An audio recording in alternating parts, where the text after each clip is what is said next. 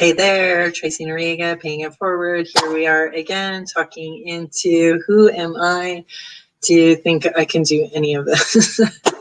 What are my qualifications? And I'm going to summarize, I think the last big point is being that prodigal daughter. I am a recovering Catholic, and as a young kiddo, I very much wanted to be a nun. I totally did. I thought it would be really cool, and it was also a way to avoid having to be a mom, having sex, and having a family, whole thing. So, but I really did used to love going to church and thinking about the angels and how to serve God and other people. And when I would find out about the different orders, I remember trying to find out what order it was that even back then, because I found out there were the monks who did all of the mead and the beer and the wine, and I was like trying to figure out which one of those was for the nuns, right? But anyway, well, I digress. Where am I going with this? It's to say that I did have a background in religion and then left it. And I've mentioned it before. I left when my mom passed away. That to me was like a big, solid proof that God didn't exist. And that being also because that was her one wish, was she always said, I just wish that I live long enough to see all my children grow up to be adults. And when she passed away, my youngest brothers and sisters, I'm the eldest of 5, were 3, 6, and 9.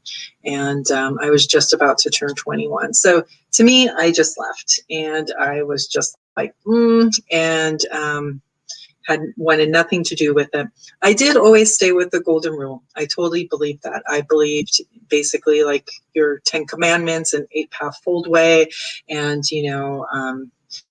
whether it was Muhammad or Confucius, etc., they were all basically saying the same thing, which to me reduced down to the golden rule of treating people like you'd like to be treated, with respect, dignity, kindness, patience, understanding. And so I would stay with that. And then I dabbled into the Eastern philosophies and such with Buddhism, because I really resonated with life is suffering, but, wouldn't really fully understand that concept too, that we suffer because we're attached to an outcome that we want, right? That we also are attached to this ego mind and believing a lot of this separateness. So, again, as I had shared another one with the lone wolf one, don't remember what number that is, but that one, I think it's 3, really being out on my own and feeling like you just had to survive. So it wouldn't be until 2009 where I would find my way back to spirit. I had been married for, by that time, 9 years. I was then separated, and it was pretty agonizing, just this whole limbo thing. And I felt like I hit this, glass ceiling of not knowing anything else than what I knew to do. And it wasn't really getting me anywhere but where I had been. And I was looking for a change. So finally, I was just kind of calling out above that I'm willing to do things differently. I'm willing to just, show me another way. I remember saying, show me another way. I just want to know that there's another way. And what would happen would be that I started getting all of these signs to go to the Amazon, go to the Amazon jungle and partake in ayahuasca. And I had never heard what that was, didn't know what it was, then read an article, and after that it would just keep coming up again and again, whether it was a book I read by what is her name? Oh, now it just escaped me. I read this book and all of a sudden it was in there. I'd see a movie and it popped up. I'd go somewhere else and somehow it was in a book I was reading, another one. And I was just like, you've got to be kidding. What is this stuff? So I started looking into it. And, fast forward, it would be that time when I had the possibility to go on vacation. And at that time it was vacation alone because I was still separated. And I decided I was going to go to the Amazon. It just had kept coming to me and I kept getting dreams and the whole bit. And so I went, and it would be there that all I can say is that it was really shown beyond a shadow of doubt how we are all one. So unity, you want to call it unity consciousness, collective consciousness, universal consciousness, universal mind, divine mind, oneness, like it all, there was nothing more to dispute about it. Let's just put it that way. I knew, like, to my bones and blood and DNA that is in fact it. And when leaving there, we were told we needed to find a practice by the shaman. And I would have to figure out what that would be, and looking through my journal of me recording what had happened in ceremony, not really understanding any of it, but like deciphering it in a CSI kind of way. I kept coming up with themes of, Kundalini and the serpent rising and chakras and whatnot. And that would lead me to Kundalini yoga, where then I found my practice at Sacred Space in Berkeley, at a place that I rode my bike by at least once a week because it was near my favorite Indian restaurant, Vic's Chat, there in Berkeley by was it Bancroft and 6th or something like that. But yeah, and I was like, really, it's this place? So I'd have to go all the way to the Amazon and Peru to come back to a place where I would then find my practice. And it would take a while for me to warm up to it. I went only for the yoga instruction, and then eventually would do the meditation. And again, really being a person who I can't meditate, and yet I was able to, and have been since 2009, and joining that community and having a practice that I've continued with. And it's just expanded more and more in all of that.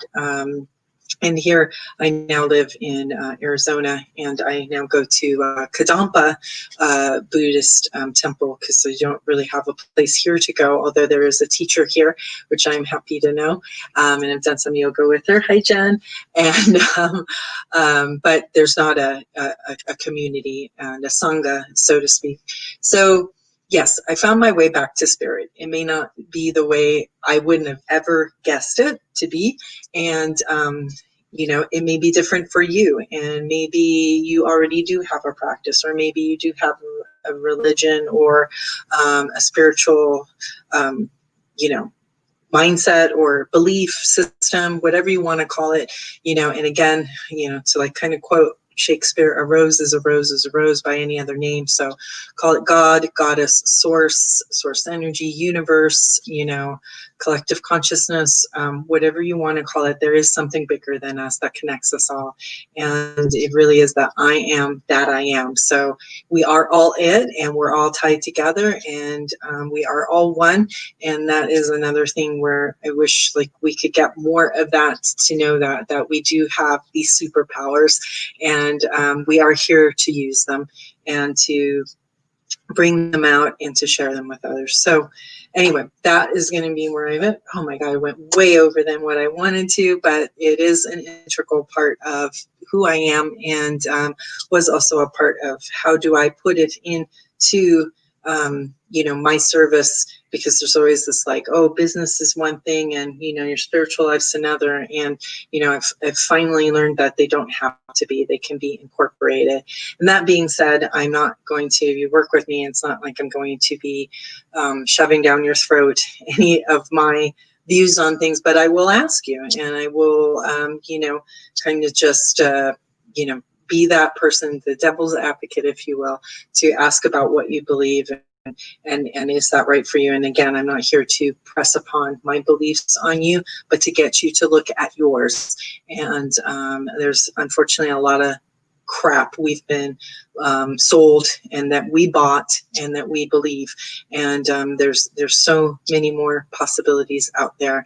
And I hope to have that opportunity to help you, either personally or to help you find somebody who does do what it is you speaks to you, or that you need to be told or shown or guided to. So whatever that is, again, you're invited to go down to the link below and book a discovery call, 20 minutes, and we can figure out something and lead you on your way to hopefully something more fulfilling in your life. Okay.